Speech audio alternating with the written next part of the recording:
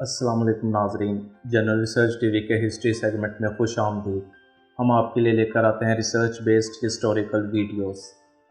Viewers, history segment की पिछली video में हम आपको सल्तनत उस्मानिया के 10वें सुल्तान और दूसरे खलीफा सुल्तान सुलेमान अव्वल के बारे में मुकम्मल तफसील फराहम कर चुके हैं। नाजरीन, सुल्तान सुलेमान अव्वल की ज़िंदगी के बारे में जानने के लिए ऊपर आई कार्ड या नीचे डिस्क्रिप्शन में दिए गए वीडियोस के लिंक्स पर क्लिक करें। नाजरीन, आज हम सल्तनत उस्मानिया के 11वें सुल्तान और तीसरे खलीफा सुल्तान सलीम सानी के बारे में बात करेंगे।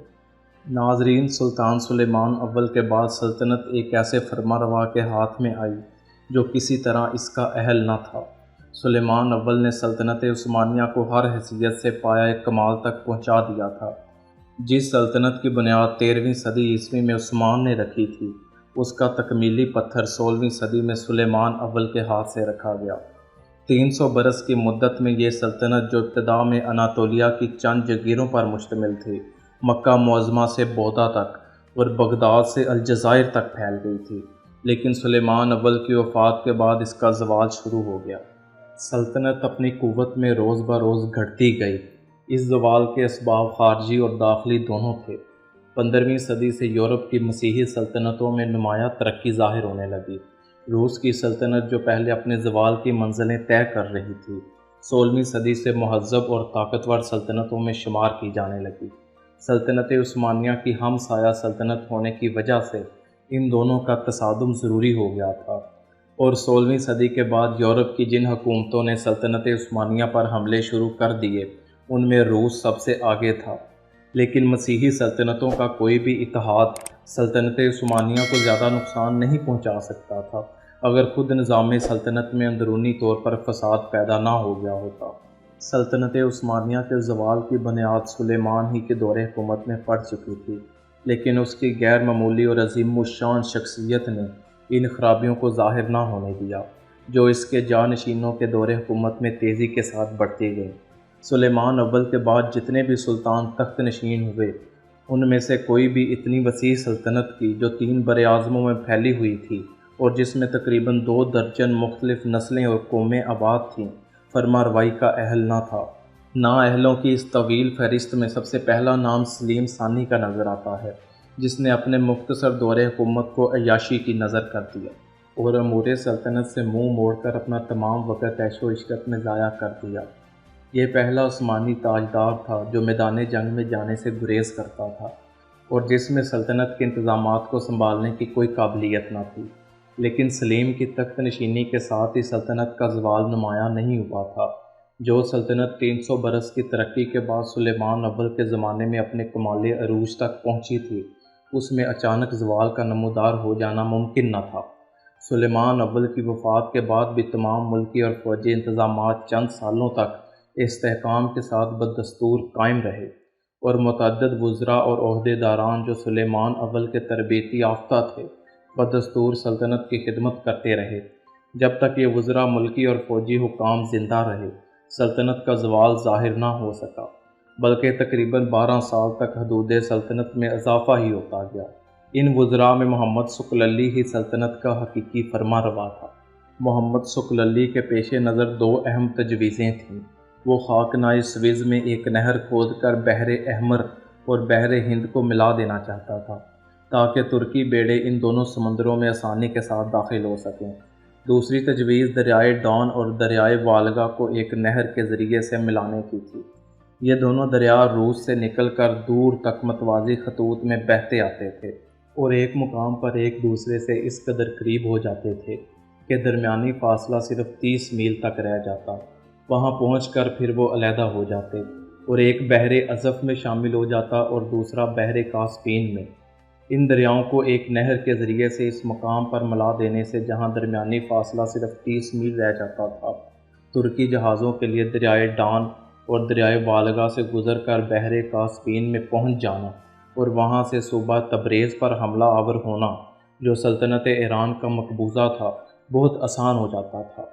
इसके अलावा इस तजवीज़ की कामयाबी से तिजारती फ़ायदे से भी बहुत कुछ हासिल हो सकता था, लेकिन इस मकसद का पूरा होना इस वक्त मुमकिन था जब इस्तरा खान पर कब्ज़ा कर लिया जाता। ये शहर मुमलकत रूस के कब्ज़े में था, جس کی وسعت و قوت چند سالوں سے برابر ترقی کر رہی تھی۔ 1568 میں سکللی نے 25,000 ینیچیری اور سپاہیوں کو ازف روانہ کیا۔ وہاں کریمیا کے 30,000 تتاری بھی ان کے ساتھ ہو گئے اور یہ متحدہ فوج استراخان پر قبضہ کرنے کے لیے آگے بڑھی، جو دریائے والگا کے دہانے پر واقع تھا۔ یہاں پہلی بار روسیوں اور ترکوں کا مقابلہ ہوا۔ ترکی فوج استراخان پر قبضہ نہ کر سکی اور مجبوراً ازف کی طرف واپس ہوئیں، لیکن قسطنطنیہ پہنچنے سے پہلے ان کا بیشتر حصہ بحر اسود میں ایک طوفان سے ضائع ہو گیا اور صرف 7,000 سپاہی ہی خیریت سے واپس پہنچ سکے۔ اس ناکامی کا نتیجہ یہ ہوا کہ ڈان اور والگا کو ملا دینے کی تجویز منسوخ کر دی گئی۔ روس میں ابھی اتنی قوت نہ تھی کہ وہ خود سلطنت عثمانیہ پر حملہ آور ہوتا۔ بعد میں روس اور سلطنت عثمانیہ کے درمیان صلح نامہ مرتب ہو گیا اور پھر تقریباً 1 صدی تک روس اور سلطنت عثمانیہ کے درمیان کوئی جنگ نہ ہوئی۔ خاکنائے سوئز کی تجویز بھی ایک نامعلوم مدت کے لیے ملتوی کر دی گئی، کیونکہ یمن میں بغاوت چھڑ گئی تھی اور سنان پاشا کی سرکردگی میں ایک فوج وہاں روانہ کرنی پڑی۔ سنان پاشا اس بغاوت کو ختم کرنے میں کامیاب ہوا اور یمن اور عرب کے دوسرے حصے مستقل طور پر سلطنت عثمانیہ میں شامل کر لیے گئے۔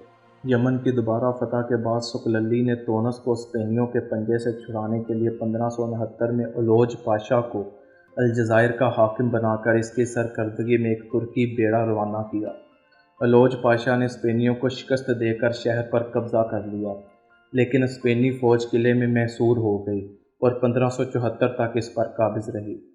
1570 میں سلیم ثانی نے قبرص پر حملے کا ارادہ کیا۔ یہ جزیرہ جمہوریہ وینس کا مقبوضہ تھا، جو سلطنت عثمانیہ کا حلیف تھا۔ سکللی نے اس تجویز کی مخالفت کی، لیکن کرا مصطفیٰ پاشا کے اصرار اور خود سلیم ثانی کی خواہش نے اس کی مخالفت کو بے اثر رکھا۔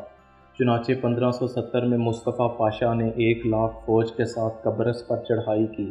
7 ہفتے کے محاصرے کے بعد اس کا پایہ تخت نائکوسیا فتح ہو گیا۔ پھر مصطفیٰ پاشا نے اس جزیرے کے سب سے مضبوط قلعے فاماگوستا کا بھی محاصرہ کیا اور ایک طویل مدت کے بعد اگست 1571 میں محصورین نے ہتھیار ڈال دیے۔ قلعے کی سپردگی کے وقت مصطفیٰ پاشا نے قبرص کے سپہ سالار براگا ڈینو کے سامنے نہایت نرم شرائط پیش کیں۔ اس نے عیسائی فوج اور وہاں کے عیسائی باشندوں کی جان و مال اور مذہب کی حفاظت کا ذمہ لیا اور وعدہ کیا کہ یہ فوج ترکی جہازوں پر جزیرہ کریٹ پہنچا دی جائے گی اور وہاں آزاد کر دی جائے گی۔ لیکن مصطفیٰ پاشا اور براگا ڈینو میں بعض گزشتہ واقعات کے متعلق تکرار ہو گئی اور یہ بات یہاں تک بڑھی کہ مصطفیٰ پاشا نے غصے میں آ کر تمام عیسائی فوج کے قتل کا حکم دے دیا اور 1 ہفتے بعد براگا ڈینو کو بھی قتل کر دیا گیا۔ فارماگوستا پر قبضہ ہو جانے کے بعد ترکوں نے پورے جزیرے کو فتح کر لیا۔ یہ جزیرہ 300 برس تک سلطنت عثمانیہ کے پاس رہا۔ قبرص کے حملے سے یورپ کی عیسائی سلطنتوں میں ایک نہایت تشویش پیدا ہوئی اور یورپ نے ترکوں کی بحری طاقت کا سد باب کرنے کے لیے بحر روم کی عیسائی حکومتوں کا ایک اتحاد قائم کیا، جس کے خاص ارکان اسپین، وینس اور مبارزین مالٹا تھے، اور اس متحدہ بحری بیڑے کا سالار اعظم ڈان جان کو مقرر کیا، جو شہنشاہ چارلس پنجم کا بیٹا تھا اور باوجود اپنی نو عمری کے اس زمانے کا نہایت ممتاز کمانڈر تھا۔ اتحادی بیڑے ستمبر 1571 کو مسینہ میں جمع ہوئے، لیکن قبرص اس وقت تک فتح ہو چکا تھا۔ ترکی بیڑا، جو اپنے جہازوں کی کثرت تعداد میں عیسائی بیڑے سے بڑا تھا، خلیج لیپانٹو میں لنگر انداز ہوا۔ امیر البحر علی پاشا ایک نو عمر سردار تھا، جس کو بحری جنگ کا زیادہ تجربہ نہ تھا۔ الوج پاشا، جس کی عمر کے 43 سال بحری جنگوں میں صرف ہو چکے تھے، اس بیڑے کا نائب امیر تھا۔ اس نے اتحادیوں پر فوراً حملہ کرنے سے اس بنا پر اختلاف کیا کہ تیاری جیسی ہونی چاہیے ویسی ابھی تک مکمل نہیں ہو سکی، لیکن علی پاشا کو بلا توقف حملہ کر دینے پر اصرار تھا۔ اس وجہ سے الوج پاشا کو خاموش ہو جانا پڑا۔ 7 اکتوبر 1571 کو خلیج لیپانٹو کے دہانے کے قریب دونوں بیڑوں کا مقابلہ ہوا۔ جنگ صرف چند گھنٹوں تک قائم رہی، مگر فریقین کو شدید نقصانات برداشت کرنے پڑے۔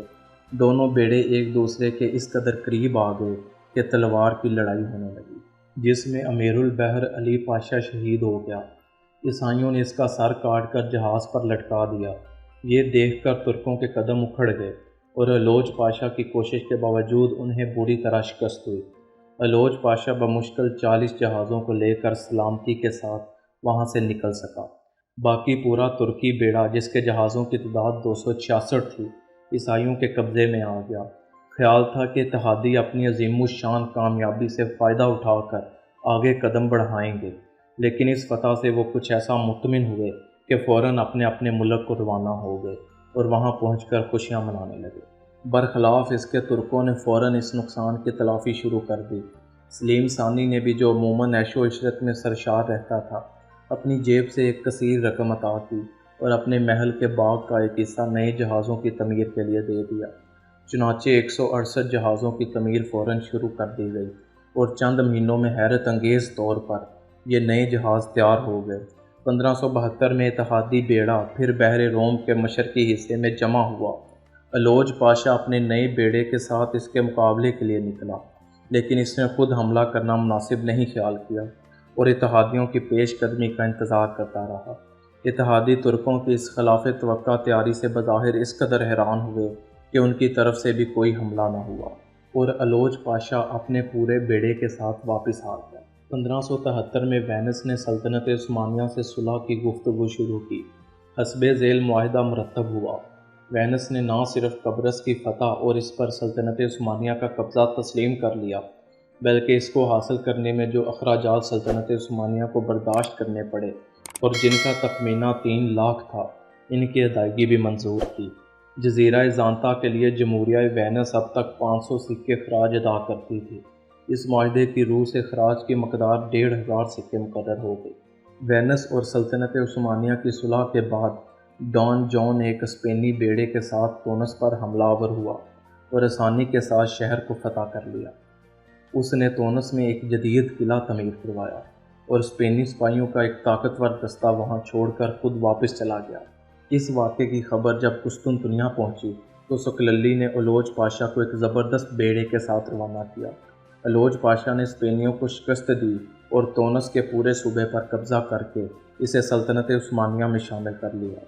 नाजरीन, ये थे हालात व वाक़यात जो सुल्तान सलीम सानी के दौर में पेश आए। नाजरीन, सलीम सानी 28 मई 1524 को कुस्तुनतुनिया में पैदा हुए। आप 7 सितंबर 1566 को तख्त नशीन हुए। आपके वालिद का नाम सुलेमान अव्वल और वालदा का नाम हुरैम सुल्तान था। सुल्तान सलीम सानी ने 1566 से 1574 तक हुकूमत की। आपका इंतकाल 15 दिसंबर 1574 को 50 साल की उम्र में हुआ और आपको आया सोफिया में दफन किया गया। नाजरीन, उम्मीद है आपको हमारी रिसर्च बेस्ड हिस्टोरिकल वीडियो पसंद आई होगी। अगर आपको हमारी वीडियो पसंद आई है तो इसे लाइक करें, दोस्तों के साथ शेयर करें और इस जैसी मज़ीद वीडियोज़ देखने के लिए हमारे चैनल को सब्सक्राइब करें। शुक्रिया।